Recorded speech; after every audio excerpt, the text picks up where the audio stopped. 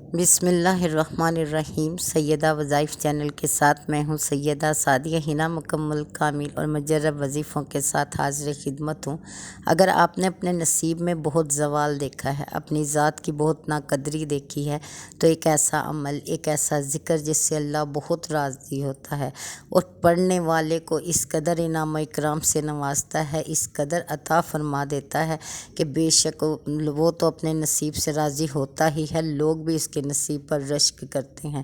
آپ اللہ سے جب مانگنے بیٹھیں گے، آپ کو خود اس بات کا اندازہ ہوگا کہ آپ نے صحیح وقت پر صحیح صورت کے ساتھ اللہ سے رابطہ کر لیا ہے۔ بے شک وہ آپ کی سنے گا اور آپ کو ضرور عطا کرے گا۔ انشاءاللہ آپ کے نصیب میں جتنے بھی الفاظ بدبختی کے ہیں، پریشانی کے ہیں، تنگ دستی کے ہیں، انہیں خوشحالی میں بدل دے گا۔ آپ کے نصیب میں ہر طرف سکون ہی سکون ہوگا، خوشیاں ہی خوشیاں ہوں گی۔ انشاءاللہ آپ اس عمل کو کیجئے۔ سب سے پہلے تو اس عمل کی شرط یہ ہے کہ یہ سارا عمل بڑے خلوص کے ساتھ کرنا ہے، ایمان کے ساتھ کرنا ہے، نیک نیتی کے ساتھ کرنا ہے اور پورے یقین کے ساتھ کرنا ہے کہ اس قدر بڑی بادشاہت کا رب ہے، جس کے قبضہ قدرت میں ہر چیز ہے، جو ناممکن کو ممکن کر دیتا ہے، حالات بدل دیتا ہے۔ بے شک وہ آپ پر بھی رحم فرمائے گا۔ آپ نے سب سے پہلے تو صدقہ خیرات نکالنا ہے اس نیت کے ساتھ کہ یہ وہ صدقہ ہے جو اللہ کے غضب کو ٹھنڈا کرتا ہے۔ اگر ہم سے کوئی گناہ ہو چکا ہے تو اس صدقے کی بدولت اللہ ہم سے راضی ہو جائے۔ یہ وہ صدقہ ہے جس کا 10 دنیا اور 70 آخرت میں دیا جاتا ہے۔ یہ وہ صدقہ ہے جس کے ساتھ اللہ سے تجارت کی جاتی ہے۔ یہ وہ صدقہ ہے جس کے بعد اللہ ہر طرح کی بلا، پریشانیاں، وبائیں، بلائیں سب ٹال دیتا ہے۔ بے شک خیر و خیر ہی اور رحمت ہی کرتا ہے۔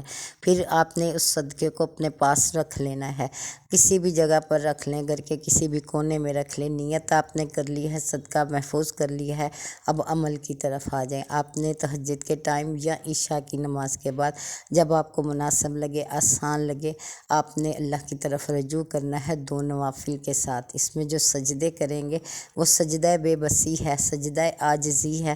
اپنے جتنے گناہ، ندامتیں، خوف، پریشانیاں سب اسی سجدے میں آپ لے کر بیٹھیں گے جب انشاءاللہ تعالیٰ، تو وہ سب اللہ تعالیٰ کے کرم و رحمت سے دور ہو جائیں گی اور اللہ تعالیٰ آپ کے نصیب پر نظر عنایت فرمائے گا، آپ کے مقدر کو سنوار دے گا۔ آپ نے 2 نفل ویسے ہی ادا کرنے ہیں جیسے ادا کرتے ہیں، لیکن آپ نے جب ثنا بھی پڑھنی ہے، سبحانک اللہم و بحمدک، یہ آپ نے اس قدر رک رک کر اپنی آواز جو ہے آپ کے کان سنیں، اس قدر آواز میں پڑھنا ہے کہ آپ کے کان بھی آپ کی آواز کو سنیں، تھوڑی سی زیادہ اور تھوڑی سی کم، کہ لوگ ڈسٹرب نہ ہو۔ جیسے اونچی اونچی آواز میں پڑھنا ہے ویسے نہیں پڑھنا۔ پھر سورۃ فاتحہ پڑھنی ہے، اس میں اللہ تعالیٰ کی شفا بھی ہے، اللہ تعالیٰ کی عطا بھی ہے، ہدایت بھی ہے، نور بھی ہے۔ پھر سورۃ اخلاص پڑھنی ہے، اس میں اللہ تعالیٰ کی بے نیازی بھی شامل ہے، اس کی وحدانیت بھی ہے، وہ ایک ہے، اکیلا ہے، بے شک اس میں سب شامل ہے۔ قرآن پاک کا پورا نچوڑ اس ایک سورت میں ہے، اسے 3 بار پڑھیے۔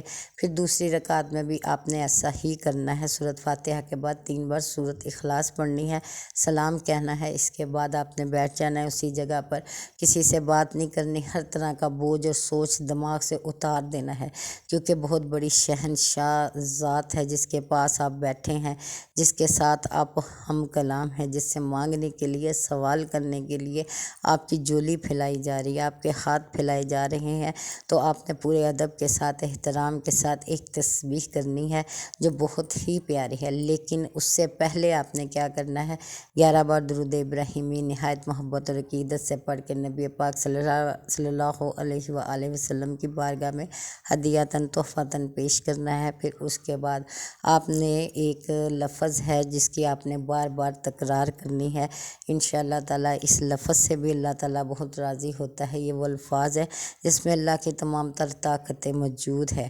آپ نے کہنا ہے یا مقتدرو، یا مقتدرو، اے اقتدار والے۔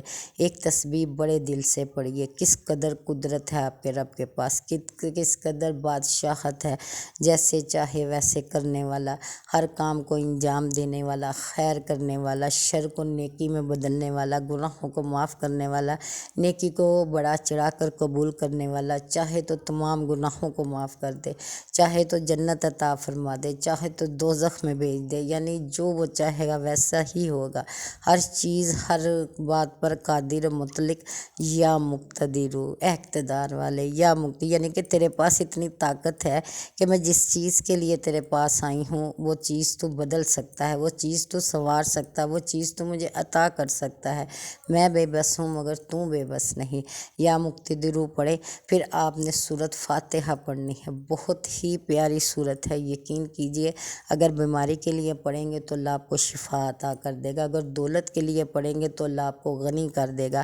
آپ جس مقصد کے لیے سورۃ فاتحہ پڑھتے ہیں یا پڑھنا شروع کر دیتے ہیں، اللہ تعالیٰ اس کے ذریعے سے آپ کی جولی ضرور بڑھتا ہے۔ بڑی محبت سے ان الفاظ کو ادا کیجئے جو سورۃ فاتحہ میں رک رک کر پڑھیے، تیزی کے ساتھ نہ پڑھیے۔ آپ نے صرف 41 بار یہ سورت پڑھنی ہے، اور اس دوران آپ کے دل دماغ میں جو بھی نیکی ہے، جو بھی خیر ہے، جو بھی بلائی ہے، جو بھی اللہ کے لیے آپ نے سوال تیار کیا ہے کہ میں رب سے یہ مانگوں گی، عزت مانگوں گی، رزق مانگوں گی، نصیب مانگوں گی، سب اپنے ذہن میں رکھیں اور اللہ سے ہم کلام ہوا۔ الحمدللہ رب العالمین الرحمن الرحیم مالک یوم الدین ایاک نعبد و ایاک نستعین اہدنا الصراط المستقیم صراط الذین انعمت علیہم غیر المغضوب علیہم ولا الضالین آمین۔ مہربان ہے، رحم کرنے والا ہے، اسی کے در پر ہم جاتے ہیں، اسی سے مدد مانگتے ہیں، اسی کے لیے عبادت کرتے ہیں، اسی کے در پر سر جھکاتے ہیں، بے شک وہ ہمیں سیدھے راستے پر چلائیے۔ اس میں دعا بھی ہے، التجا بھی ہے، سب کچھ اسی ایک صورت میں ہے۔ اس کو پڑھیے، پھر اس کے بعد آپ نے 11 بار پھر درود ابراہیمی ہی پڑھنا ہے، پھر اس کے بعد دعا کرنی ہے، جو آپ کے الفاظ ہے، جو آپ کے ذہن میں سوچ آتی ہے، آپ نے اس ذریعے سے اللہ سے دعا کرنی ہے کہ اے بادشاہ تو میرا مقدر سنوار دے، میرے لیے بہترین کر دے، اس سال کو، آنے والی زندگی کو میرے واسطے اس قدر خوبصورت بنا دے کہ لوگ مجھ پر رشک کریں۔ اے مالک، تو آپ جو مانگنا چاہتے ہیں، جن الفاظ سے مانگنا چاہتے ہیں، اللہ تعالیٰ سے مانگیے، اللہ آپ کو ضرور عطا فرمائے گا۔ اور یہ وظیفہ بھی جب آپ پڑھنا شروع کریں، 3 دن 7 دن پڑھتے ہیں اور اس کو لگاتار پڑھتے ہیں، بار بار تکرار کے ساتھ۔